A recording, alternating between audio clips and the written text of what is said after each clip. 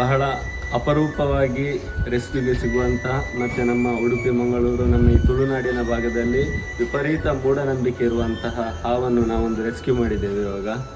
ಈ ಹಾವಿನ ಹೆಸರು ಬ್ರೋನ್ಸ್ ಬ್ಯಾಕ್ ಟ್ರೀ ಸ್ನೇಕ್ ಹೇಳಿ. ನಾವು ಕನ್ನಡದಲ್ಲಿ ಮರ ಹಾವು, ತುಳುವಿನಲ್ಲಿ ಬಿಲ್ಲು ಮರಿ, ತಾರಿ ಮಡಲೆ ಅನ್ನುವಂಥ ಹಲವಾರು ಹೆಸರುಗಳಿಂದ ಕರೆಯುವಂಥ ಈ ಹಾವು. ನಮ್ಮ ಇಲ್ಲಿರುವಂತಹ ನಂಬಿಕೆ, ಈ ಹಾವು ಮರದಿಂದ ನೇರವಾಗಿ ಹಾರಿ ತಲೆಗೆ ಕಚ್ಚಿ ಮನುಷ್ಯರನ್ನು ಸಾಯಿಸ್ತದೆ ಅನ್ನುವಂತಹ ಒಂದು ನಂಬಿಕೆ ಇದೆ.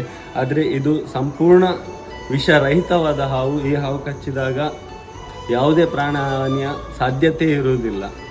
ಹಳೆಯ ಕಾಲದಲ್ಲಿ ಈ ಗದ್ದೆ ಭಾಗದಲ್ಲಿ ಕೆಲಸ ಮಾಡುವ ಜನರು ಇದು ಹಾರಿದವಾಗ, ಅಂದರೆ ಇದು ಹಾರುವ ಉದ್ದೇಶ ಮನುಷ್ಯರ ಮೇಲೆ ಹಾರುವಂಥದ್ದಲ್ಲ, ಮರದಿಂದ ಸುಮಾರು 30 ಅಡಿ ದೂರದಲ್ಲಿರುವ ಆಹಾರವನ್ನು ಹಾರಿ ಬೇಟೆಯಾಡುವಂತಹ ಸಾಮರ್ಥ್ಯ ಈ ಹಾವಿಗೆ ಉಂಟು.